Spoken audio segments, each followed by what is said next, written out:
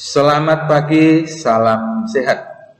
Pada kesempatan ini, Bapak ingin menjelaskan tentang IPS, tema 2, subtema 2, tentang pengelolaan usaha ekonomi. Pengelolaan usaha ekonomi dikelompokkan menjadi dua, yang dikelola sendiri dan yang dikelola kelompok. Usaha yang dikelola sendiri yaitu yang dikelola secara perorangan. Misalnya, usaha pertanian, industri kecil, usaha perdagangan, dan usaha jasa. Usaha pertanian yang dikelola secara perorangan yaitu berupa pengelolaan lahan pertanian. Petani biasa mengolah dan menggarap lahan yang terbatas. Ada dua jenis, yaitu petani pemilik dan petani penggarap. Petani pemilik yaitu yang memiliki lahan pertanian sendiri. Sedangkan petani penggarap yaitu petani yang menggarap lahan milik orang lain. Industri kecil. Industri kecil yang dikelola sendiri yaitu berupa industri rumah tangga. Misalnya, usaha kerajinan anyaman, usaha pembuatan mebel, industri kerupuk, dan lain sebagainya. Usaha perdagangan yang dikelola perorangan biasanya dalam jumlah kecil atau sampai menengah. Misalnya, membuka toko atau warung-warung. Membuka warung tadi, kemudian pedagang keliling atau penjajah keliling, pedagang sayur-sayuran, dan lain-lainnya. Usaha jasa yang dikelola perorangan yaitu usaha yang skala kecil, misalnya usaha salon, bengkel, fotokopi, tukang cukur, tukang jahit, dan lainnya. Kemudian, usaha yang dikelola kelompok dibedakan menjadi beberapa kelompok, yaitu firma, CV, perseroan terbatas atau PT, BUMN atau badan usaha milik negara, perusahaan daerah, dan koperasi.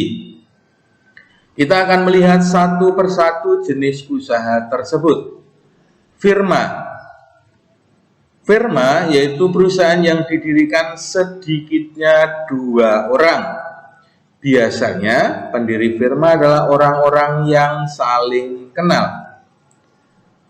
Modal ataupun resiko nanti bisa ditanggung bersama, baik itu nanti rugi ataupun untung ditanggung bersama.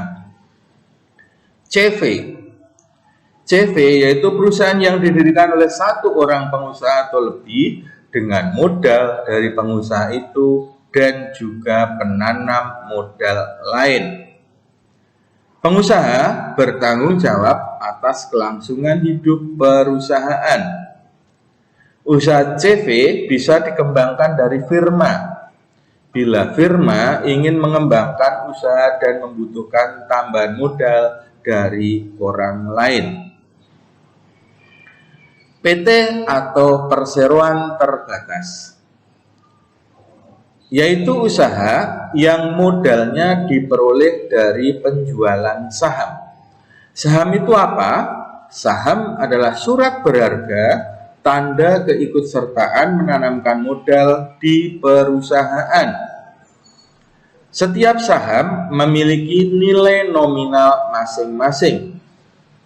Pemilik saham akan memperoleh dividen.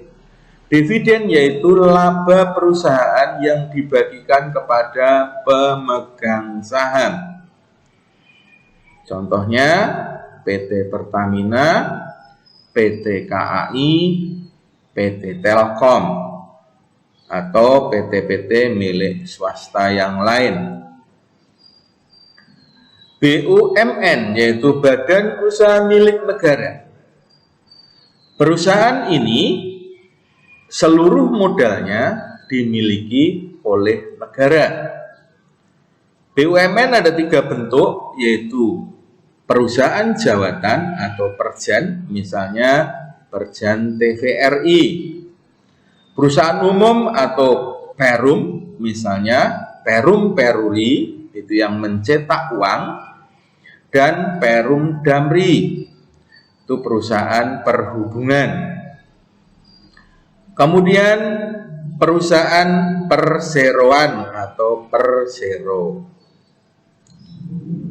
Perusahaan daerah, perusahaan yang modalnya dimiliki oleh pemerintah daerah, misalnya PD Pasar Jaya atau perusahaan daerah Pasar Jaya, kemudian PDAM atau perusahaan daerah air minum, dan lain sebagainya.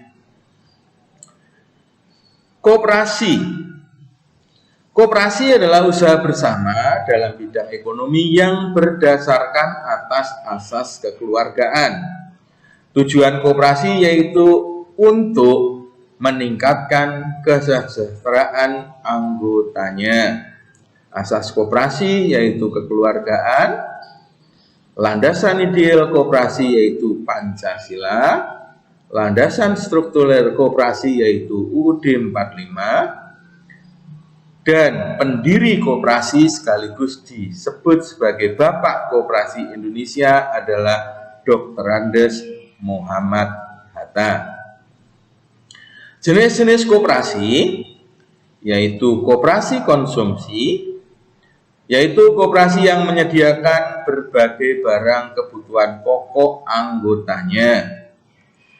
Koperasi simpan pinjam, yaitu koperasi yang menyediakan pinjaman uang atau tempat penyimpan uang. Koperasi produksi, yaitu koperasi yang melakukan usahanya secara bersama-sama.